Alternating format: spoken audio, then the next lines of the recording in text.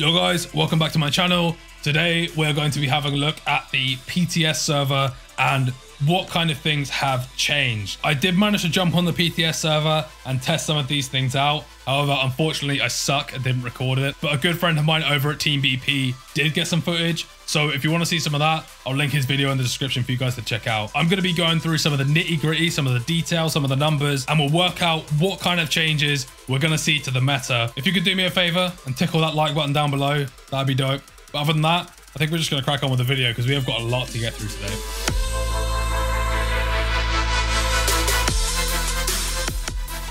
Okay, so let's start at the top and we'll go down. There's a lot to get through here, so we'll just get cracking, I think. So this first section here just talks about what they want to achieve with the PTS and when it's live and everything like that. Pretty boring stuff. So we'll move on to the next bit here, which is the new Rogue Seeker. So we'll start by looking at his primary weapons, the Sahara Assault Rifle. Now, the most similar thing to this gun that I can think of is the HRM that Dallas has and Trench has. Now, these guns are very similar until you start upgrading them.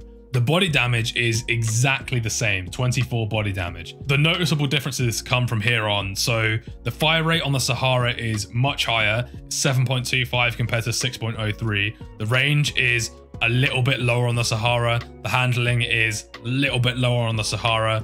And the reload time is a little bit higher on the Sahara. Quite a bit higher, actually, half a second. They do stack up pretty evenly. The differences come from when you begin upgrading them. The Sahara's first weapon upgrade is a magazine size increase, which makes a lot of sense if you've got a higher fire rate. The second upgrade reduces the reticle bloom and the reload time. And the third upgrade reduces the recoil and increases the damage range. So how does the HRM 30KS compare to a fully upgraded Sahara? Well, the magazine size will be slower. Well, the magazine size will be smaller. The fire rate will be considerably slower. Other than that, they will be very similar. There is one key difference though, if the weapon that you'll be using has a big effect on deciding which rogue you'll play. The HRM 30KS kills in 3 headshots, whereas the Sahara kills in 4 headshots. This, I think, will have a big effect on those at the very top of play because the HRM has a faster time to kill if you're dirt nasty with the accuracy. For the vast majority of players, I think the Sahara will be better. It's also worth mentioning the KA-30 here. The KA-30 is outdone quite easily in terms of stats. The body damage is way higher. The fire rate is a touch lower. The range is way lower by default. The handling is considerably lower on the Sahara though, but that's something to bear in mind. So now let's talk about his secondary weapon, which is the Aaron L212, which is something that we have seen before. It got taken away from us, but now it's back. Phantom used to have this one before it got taken away and she was given the Nightshade. And it is a powerful gun. Most similar, I think, to the MXR because it has exactly the same body damage again, and we'll get into some of the differences in just a second. So one of the main differences that none of these stat tables will have written down is the L212 scoped, which means that its practical range is quite a lot higher. The same body damage, fire rate's higher on the L2, range is higher on the L2, handling's higher on the L2, magazine size is the same, the reload time is quicker on the L2. The L2 is just better, but not everyone likes to have a scope on their guns. The L212 is going to be a massive hit with Saint mains before Saint got his buff nerf. The secondary is the 8.3 Salvo, which is Scorch's 3-round burst pistol. This pistol is just a bit average. So even with the increased dependence on pistols with the upcoming economy changes, if you don't know what I'm talking about, I made a video on this not long ago. I'll whack the link up there if you haven't seen it. And his melee weapon is going to be the baseball bat. I'm going to skip the gadgets and perks for now. We're going to go straight onto the abilities because these make these work. So his active ability is an arrow that reveals enemies along its flight path. Now I'm told the reveal distance either side of the arrow is 7 meters, which is a pretty hefty distance. And the arrow is very bouncy. You can bounce it off multiple walls. It does lose speed when it bounces, and the projectile drop does drop more when it bounces, but It bounces a lot, linked with his passive ability, which means that projectiles deal 60% more damage when bounced as well. Means that if you fire an arrow at a player and hit them in the head, the 80 damage that it would normally do, plus the 60% damage from his passive, means that you can one-shot players to the head if you bounce the arrow off a wall. This makes for some dirty trick shots. When I played on the PTS, this was one of the things that I tried to do all the time. I could never really pull it off reliably, but it does work. There's going to be someone out there that gets absolutely cracked at doing this and is going to have some of the best montages that we've ever seen from Rogue Company, so keep an eye out for that.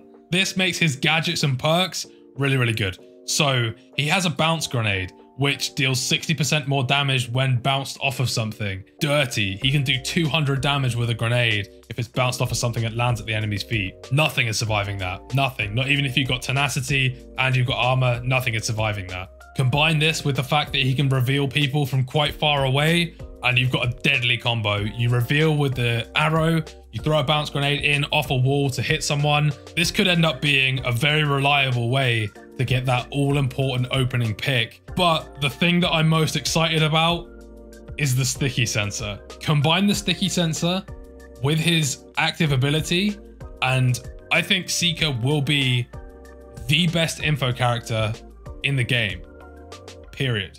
So let me explain why. His competition is Dallas and Talon. So Dallas gets to reveal one person, but it's at an unlimited range, and you know that it always reveals the closest person. That makes him really good for clicking, seeing one, and sending your entire team to play for that one person. But he can only reveal one enemy at a time. So if we want more info than that, let's try Talon. He can reveal as many people as he likes, apart from Ronin, within a fixed point on the map. But you don't get the outline for them, but provided it's not shot out, it can stay there for the entire game, and you can get info all game. So the sticky sensors do a very similar thing to Talon's dart. However, they do give you the outline, with the downside being that they can very easily be shot out, and of course the very obvious animation when they're set down. But if you're looking to cover a flank, then this is a pretty good bit of kit for that. And of course his arrow can be very, very precise, which if you have a general idea of where people could be, then it could be just as useful as Dallas's click. But of course it has the potential to reveal more than just one person. Now, if you combine that with the fact that Ronin will still get revealed, and there's a possibility to one-shot someone with the arrow if you get lucky, then I think he could be really good. I think he could be really good. I don't think he's particularly unbalanced, but I feel like he is a little better than the other two info characters we have in the game at the moment. But as always, I want to hear your guys' thoughts on it as well. So if you do have any thoughts on that, then pop them in the comment section below. And then his perks, he has Berserker, he has Padded Steps, he has Bounce Back, which I think is one of the best value for money perks in the game. Life Drain for that chain kill potential, and Lifeline, so he can be a bit of a team player as well and get a few reses off. I think he will have a couple of weaknesses though. His close range combat is not going to be great. The Sahara may be able to hold its own, but against a player that's good with an SMG, he's going to have a lot of issues. So there's a reliance on his team there to not let the enemy get too close. Also, without tenacity or armor, he is fairly squishy, but we'll see how much of an issue that causes in the game when he's released. So that's Seeker. Quite a lot to unpack there. I think he's going to fit into the meta fairly well. I don't think he's going to be too OP, but I think he is going to be a solid pick right from the get-go. So yeah, we'll see. Really good player gets Seeker in their hands, and I think it's over. Sorry, it is over. Yeah, it is over. So let's move on to some of the other things that are being talked about in this PTS. So Demolition is getting a big old change. So for a start, the rounds per half are increasing. So I covered this a little bit in my last video, but to briefly go over it again, 9 rounds to win the match, 8 rounds per half now. So the economy is changing a little bit to accommodate that. For the most part, the cash earned from winning and the cash earned from losing a round has been changed, reduced by roughly $1,000. Strikeout, everyone's favorite game mode. So the tickets have been increased from 12 to 16. The starting cash has been changed from 12 to 13,000. This is so that with the economy changes involving grenades, you can still purchase a primary weapon and a grenade in the first round. Ranked, Glacier and Arena maps have been removed from the map rotation. Yay! We did it, boys. We fucking did it, boys. Just goes to show that if you complain enough, stuff happens. I'm super happy with that. Me and my mates have come up with a strategy on both Glacier and Arena that literally involves just rush in as fast as you can. If you win, you win. If you lose, you spend less time on this map, so great. That's not to say that they're really, really terrible maps, but they're not great for ranked play, so I'm glad they are being removed from the ranked map rotation. So, new limited time mode, Assault. I didn't get to play much on this game mode. I would have liked to. It's Demolition and Strikeout combined. So when this gets released in the main game, I'll bring you some content on that one as well. Also, it's not played on Arena, so POG. And then, of course, the new map, Hollows. Now, I really like this map. I thought it was super cool. This central location here is high enough that you can crouch walk past it and not be seen by someone that's at ground level. But there are peaks that are higher so that you can peek down onto it as well. It's a really cool map. There are a couple of issues though. Some of the zip wires are pretty janky. I would get to the end of the zip wire and then like fall off and just fall into the chasm beneath. That might just be because I'm Pepega, but either way, we'll be seeing that coming very soon. So I'm pretty excited about that. This map does seem like it will be pretty balanced, which is very welcome. So now we get to these bits. Some of this I have already covered in previous videos, and some of this likely will be covered in future This Week in Rogue Company videos. So do subscribe if you want to see more detail on this. But now we'll just go through. We'll make sure that everything in here is expected, and we'll see what kind of wild stuff they throw in. So we'll start at the start. Dahlia can no longer link to down-friendly players. I think for the game's balance, it does make sense. Scorch, Overheat, tick damage reduced from 5 damage per tick to 4 damage per tick. Sigrid no longer has Evade, now has a new perk called Toughen Up. Toughen Up provides 30% reduction for melee. I was wondering what percentage reduction it would be. That is actually a pretty big reduction.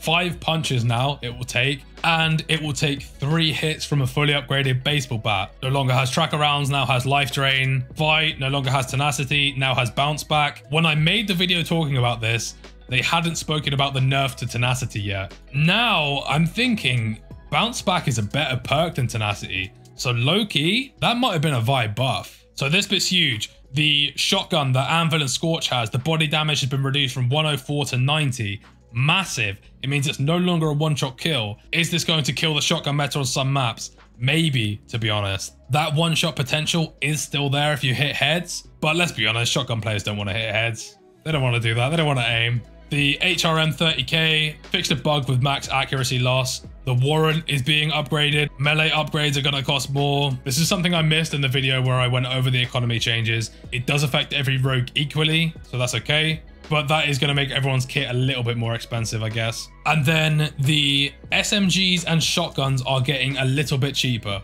In Gadgets, the adrenaline shot is being made cheaper, which means that Kestrel's kit is even cheaper than it was before. So she now has the cheapest kit in the entire game and also makes the most money in the entire game. It's a very strange way of working these upgrades. Other than that, these kit changes can be boiled down to anything lethal is increased from 4k to 5k. Any upgrades that give you an additional use of a gadget are the same as the base cost of the gadget. The EMP, the flashbang, the smoke grenade, and the sticky sensor, they all join the adrenaline shot in being reduced to 3k base cost, which makes them a lot cheaper. But all of the other util, essentially the level 1 upgrade now costs 1k less than the base cost, which is 4k still. Interestingly, the smoke grenade now no longer slows enemy movement speed when it is upgraded, and the flashbang no longer affects throw distance. It now increases the explosion radius. But other than that, one big change that's going to come to the game is the frag grenade. The damage is going to be increased to 150 on a level 2 upgrade, but that is going to be absolutely massive when considering the changes to tenacity as well. So speaking of the perks, let's have a little look. All of these are economy changes apart from tenacity, which I think has been nerfed very heavily. A damage reduction of 40% to 30%, which means that upgraded C4 and grenades will still down an enemy even if they have tenacity, and tenacity increases to 8k instead of the 6.5. So there are definitely some big changes coming. And then finally, some of the little quality of life improvements that make so much of a difference in the game. We've disabled the outline on enemies who eliminated you. Apparently this was being used by third-party software and hacks to keep track of someone through walls. The minimap coverage increased from 30 meters to 45 meters, fixed an issue where controller players received less vertical kick when aiming at an enemy. I'm not even going to comment on that because that opens up a whole other can of worms. Maybe that'll be for a future video. And then a massive one, increased minimap coverage radius from 30 meters to 45 meters. That is going to be a huge update, especially considering the increased minimap coverage radius from 30 meters to 45 meters. Nah, Mimi, that's just a typo. When aiming, the minimap is now hidden. Weird one, but okay. And of course, crouch spam is now throttled, which means that teabagging has to be very slow and deliberate from now on. But with that, it seems like we got to the end of this long list. Do let me know in the comments if there's any questions you have about this, if there's anything that I missed. If there's anything you're particularly excited about, let me know as well. Personally, I am super excited about the grenade changes. I am a massive user of grenades and I just feel like I'm going to wreck lobbies now. And of course, I know you guys really love graphs, but luckily I actually have one here.